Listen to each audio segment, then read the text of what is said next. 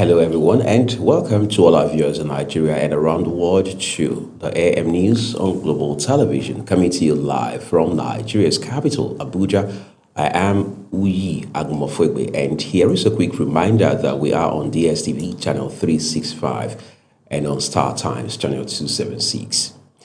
President Bola Tinubu is set to inaugurate the Okpebi-Mende Link Bridge in Lagos this week. The bridge connecting Okpebi in Ikeja to Mende in Maryland is expected to ease traffic on key routes including Allen, Mobolaji Bank Anthony, as well as Ikorodu Road, reducing travel times and improving mobility for residents. The Lagos State government describes the project as a strategic infrastructure milestone, highlighting collaboration between the Ministries of Transportation and Works in delivering impactful urban development. Troops of the 177 Guards Battalion stationed at the Choto Patrol Base have fought an attempted abduction involving the family of lawmaker Tanko Chukura in Yewa Village, Choto local government area of Nasarawa State. The suspected kidnappers reportedly invaded the residence but were forced to retreat after a swift response by local vigilantes even before the arrival of the troops. Troops of Operation Fasa Yamma have neutralized 65 bandits, including the son of a wanted notorious bandit leader, during a fierce coordinated ground and air offensive in Safe local government area of Zamfara State. The operation resulted in the killing of Kachala Ilia Sarki, a key commander and other senior lieutenants. The security sources say the intense battle lasted for over 7 hours. In the meantime, the Chief of Air Staff, Air Marshal Sunday Aneke, has praised frontline troops for their dedication and highlighted ongoing security gains in Katsina State.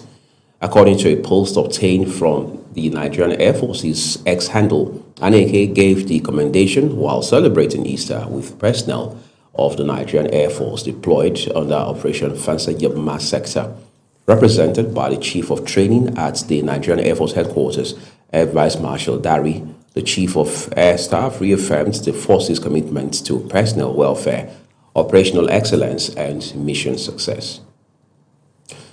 A community organization in Ariko, Kacha local government area of Kaduna State has rejected reports suggesting that 31 worshippers abducted during an Easter service have been rescued by the Nigerian Army.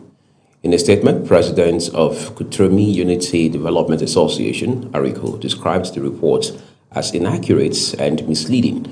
According to the community leader, the victims are still being held by their captors, with families reportedly maintaining communication with the kidnappers who have confirmed that the abductees remain alive in their custody.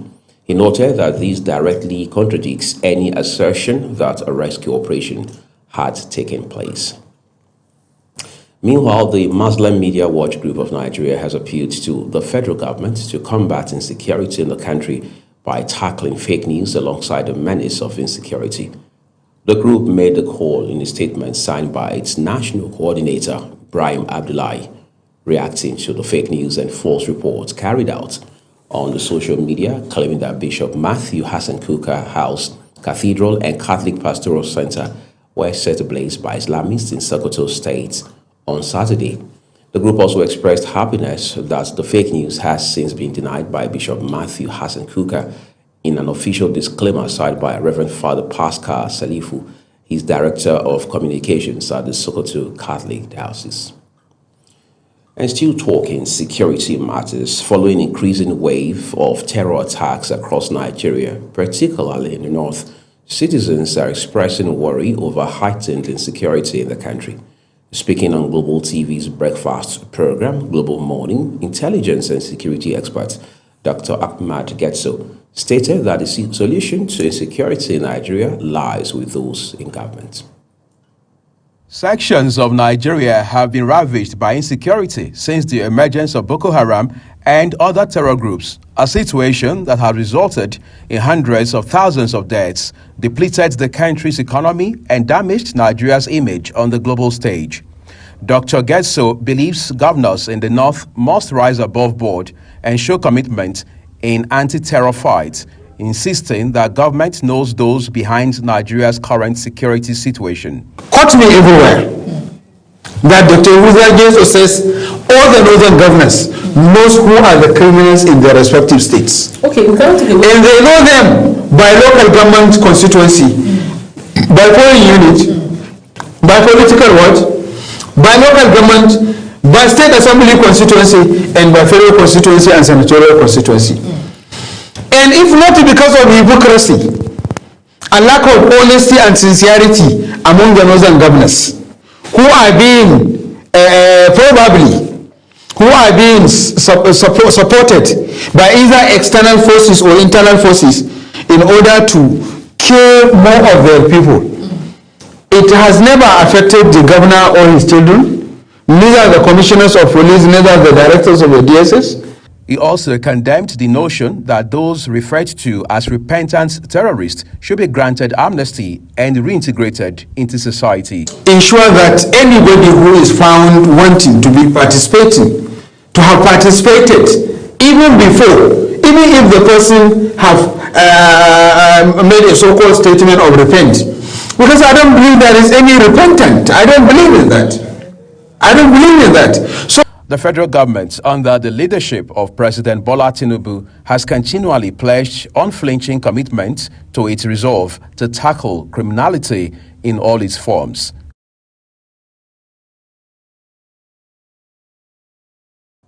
The New Nigeria People's Party, NNPP, has called on Nigerians to remain hopeful and resilient despite worsening insecurity and economic hardship across the country. National Publicity Secretary of the party, Ladipo Johnson, made the appeal in an Easter message, urging citizens not to despair in the face of mounting national challenges. The party says this year's Easter celebration comes at a time of deep national strain, marked by economic difficulties and persistent violence in several parts of the country.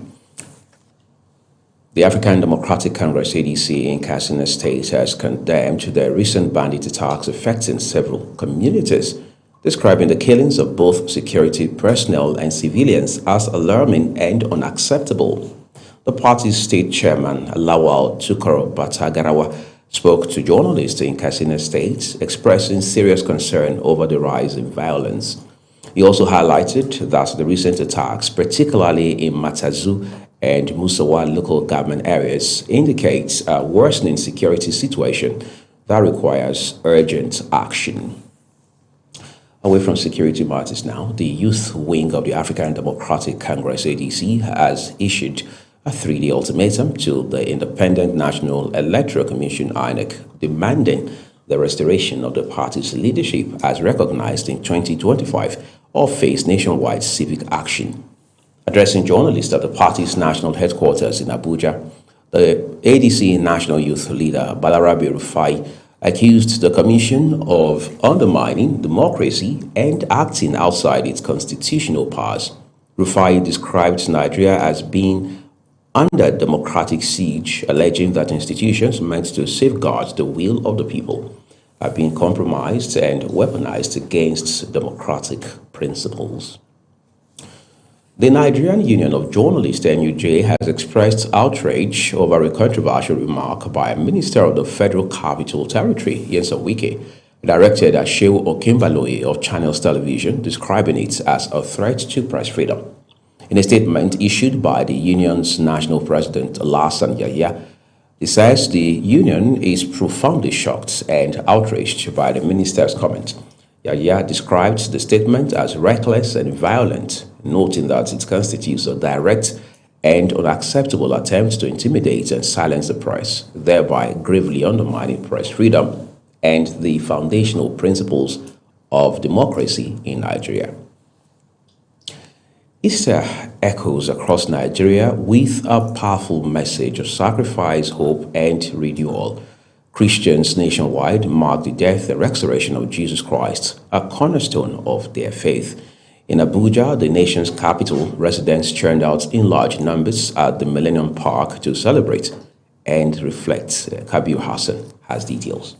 At the Millennium Park in Abuja, The air is vibrant with celebration as families and friends gather in unity. Yet beyond the color and cheers lies deeper call to remember the sacrifice of Jesus Christ and the hope his resurrection brings. Easter is a time where we need to reminisce about the death of Christ. Easter means a lot to me because it's a price God really paid for Christian, his death and resurrection, which symbolizes life. Easter is the celebration of the risen Christ. And we are excited that I'm a Catholic actually. So for 40 days we've been fasting and praying and we've been very sober. And finally the Lord that we've been working with all through the 40 years has finally risen. And it's a moment of celebration for us. It's the time of remembrance for what Christ did for me, for the pain and the suffering, the physical and the spiritual pain, and the fact that he saw me and he chose me and he thought I deserve to be died for. That means a lot to me. For many, the day blends solemn worship with moments of rest as prayers give way to laughter and shared experience. We ought to show love to each other. By remembering, after remembrance, acknowledgement that no matter what I do, my work could never have gotten me where I am. I came out with my family, and yesterday I went to church to pray. So today we decided to just get together with my family. But amid the festive, voices rise a reminder Easter is not just a celebration, but a commitment to faith, love, and sacrifice. Let us all try and show love to each other, be our brother's keeper, be our sister's keeper. They should embrace love, they should embrace peace, they should embrace sacrifice. For the Easter, I want to let people know that the things you abstained from during Lent, because we are celebrating Easter does not mean you should just throw them away. Continue being sober, continue walking in the ways of the Lord. Telling somebody about the love of God. We came here by love. We dwell in love. We are a people of love. So telling somebody about the love of God will be one of the greatest things we could do as Christians. Standing here at the Millennium Park in Abuja, many residents say despite challenges facing the country, Easter remains a time of hope, reflection and togetherness. As families and friends continue to gather in celebration, the message is clear. The spirit of Easter goes beyond festives, reminding Nigerians of resilience, sacrifice and a promise of better days ahead. Kabir Hassan, reporting for Global TV News. We deeply appreciate your reporting, Kabir. Our special prayer session has been held in Kano in remembrance of the late Abubakar Abrimi, a former governor of Kano State during the Second Republic who passed away 16 years ago. The event brought together political leaders, family members, associates and well-wishers to honor his legacy and contributions to the development of the state. Global Television's correspondent Idris Jibrin, who attended the prayers held at Dangi Jumat's Mosque in Kano State, now reports. The atmosphere was solemn as dignitaries and residents gathered to offer prayers for the repose of the soul of late Abubakar Rimi. The prayer session featured Islamic clerics reciting verses from the Holy Quran and leading special supplication. Rimi, who served as governor of Kano State during the Second Republic, is remembered for his impactful leadership and dedication to public service. Former governor of Kano State, Malam Ibrahim Shekaro, described the late leader as a visionary whose policies and leadership style left a lasting mark on Kano State's political landscape. A good listener, no matter how low you are in the service, if he hears your opinion and the opinion is credible, Abubakar Rimi will accept it, will use it, and if there are any complaints, he makes sure due process were processed. In the operation of his government, he gave all his political appointees the latitude to be creative, to be initiative. He gave them all the powers and the appropriate funding. Not even commissioners, even I was a principal in his time. Family members expressed gratitude to those who attended the prayer session, noting that such gathering helped keep his memory and ideals alive. The track of what he initiated, what he wants us, how he wanted to be, within his short time. But within certain time, within certain regime, certain tenures, we appreciate some people are still going back to his own agenda, his own program, his own way of thinking. The event also featured a special prayer over the death of Hajia Hajara Abubakar Rimi, late Rimi's immediate younger sister, who passed away a week ago. From Kano, Idris Jibrin, Global Television News. Thank you, Idris. You're watching the live broadcast of the AM News here on Global Television.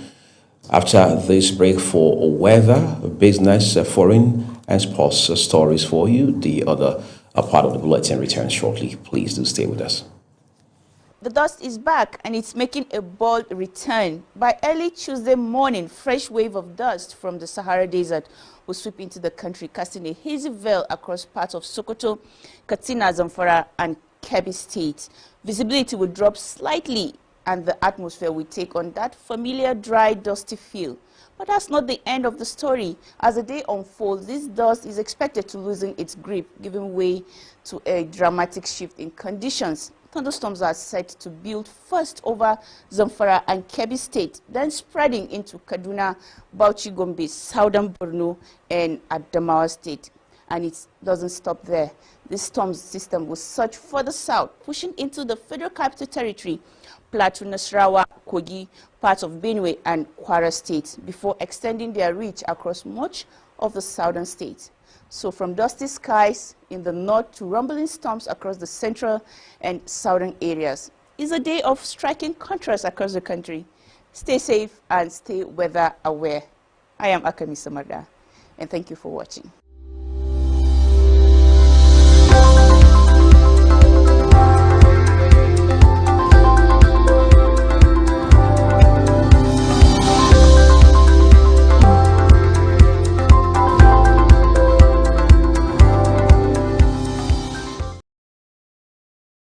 Well, thank you so very much for staying with us here on the AM News. The second part of this broadcast returns now with business. President Bola Tinubu has approved a 3.3 trillion naira payment plan to settle long-standing debts in Nigeria's power sector under the Presidential Power Sector Financial Reforms Program.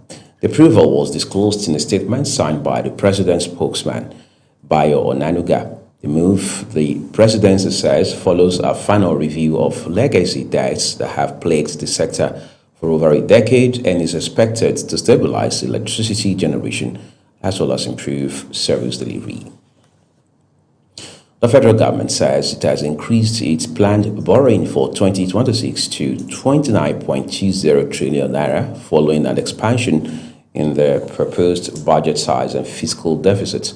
The new borrowing figure represents an increase of 11.31 trillion naira compared to the earlier projection of 17.89 trillion naira contained in the 2026 abridged budget call circular issued in December 2025.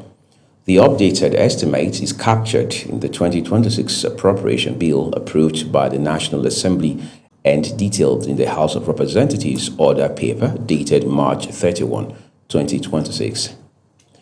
Minister of Finance and Coordinating Minister of the Economy, Wale Edun, has reiterated Nigeria's commitment to increasing its oil production in line with the government's targets of optimal resource utilization. He commended Nigerian Upstream Petroleum Regulatory Commission, NUPRC, for piloting the petroleum sector to hit a production level of 1.84 million barrels in recent days, but urged the Commission to ramp up to the target of 2 million barrels per day. This came as JP Morgan stated that the oil prices could spike above $150, an all-time high if flows via Hormuz remain disrupted into the middle of May. Let's take you to the foreign scene now, where the Zambian government has declared the current fuel supply situation an emergency as the ongoing Middle East conflict continues to push up global fuel prices. Despite being far from the conflict zone, the country is experiencing supply disruptions linked to Iran's blockades of the Strait of Hormuz. Residents say the shortage is affecting daily life and businesses, with many spending hours searching for fuel and cutting back on movements. In response, the government has approved temporary tax relief measures, including zero rating VAT and suspending excise duties on fuel imports for 3 months. Catholic faithful across the world marked Easter with celebrations of the resurrection of Jesus Christ and a renewed message of hope. In his first Easter blessing at St. Peter's Square, Pope Leo XIV called for global peace, urging world leaders to embrace dialogue over conflict. He appealed for a peace built on understanding rather than force, warning against what he described as a growing globalization of indifference. The Pope also addressed more than 50,000 worshippers as tensions in the Middle East continue to cast a shadow over celebrations. Iran says it has formulated its response to ceasefire proposals from intermediaries and will not engage in direct talks while United States and Israel continue military strikes. Recent attacks across Iran have killed at least 34 people, including 6 children. Tehran has warned of retaliatory strikes after U.S. President Donald Trump sets a Tuesday deadline for the reopening of the Strait of Hormuz, threatening further raids on Iranian infrastructure. An Iranian missile hits a residential building in Haifa. Strikes across the Gulf have also targeted power, water, desalination, and oil facilities in Kuwait and Bahrain. And now time for some sporting excitement. The Nigeria Professional Football League title race has heated up on match day 33 as Rangers International reclaimed the top spot despite a goalless draw with Barao FC in Enugu. The point lifted Rangers to 55, overtaking Rivers United on a goal difference after the Seasiders slipped 2-0 to Warri Wolves. In another dramatic clash, bottom club Kun Khalifat stunned Nasarawa United 1-0, scoring a last-minute winner just days after the passing of their team manager. The 2026 Nationwide League One season has kicked off in Makurdi, the capital of Benue State, with Flights FC taking on NYSC FC in an exciting opener. The league has expanded to all states and the Federal Capital Territory, with 46 groups announced and full fixtures coming next week. As part of its modernization, the Nationwide League One has relaunched its website, partnering with Zeitgeist technology to enhance movement and engagement for fans and clubs alike. Enugu State athletes who excelled at the 2026 National Para Games in Abuja are set to receive a hero's welcome from Governor Peter Mba. The reception is aimed at rewarding their outstanding performance at the week-long competition held at the MKO Abiola Stadium. The State Commissioner for Youth and Sports, Lloyd Ekweremadu, disclosed this, praising the athletes for making the state proud. They attributed their success to the governor's sustained support, as well as improved welfare for both athletes and officials. Ekweremadu also revealed that preparations are in top gear for Enugu State to host the 2026 National Sports Festival. He noted that upgrades will soon begin at the Nnamdi Azikiwe Stadium and the proposed Agu Games Village alongside other key supporting facilities. The commissioner added that grassroots sports development remains a priority, with the secondary school sports championship already yielding medal-winning talents. He further disclosed plans to establish a National Institute of Sports in Enugu to boost capacity building for coaches and sports administrators. The Confederation of African Football, CAF, has confirmed the full list of 16 qualified countries for the 2026 Under-17 Africa Cup of Nations. The teams were confirmed on CAF's website following Algeria's qualification after defeating Egypt 1-0 to seal their place at the continental finals. The top 10 teams from the finals will earn spots at the Global Youth Championship, which expands to 48 teams and is scheduled for November 2026. The 2026 Under-17 AFCON, to be hosted by Morocco, will run from April 25 to May 15, 2026, and serve as the primary qualifier for the 2026 FIFA Under-17 World Cup in Qatar. And that's all on the AM News. A quick reminder that Global Television is on DSTV channel 365 and on Star Times channel 276. We encourage you to engage and subscribe across all of our social media platforms using @GlobalTVNG, as well as other handles as you now see on your screen. I'm Uyag Mofwebe saying a big thank you to you for watching. Starting shortly is Global Morning.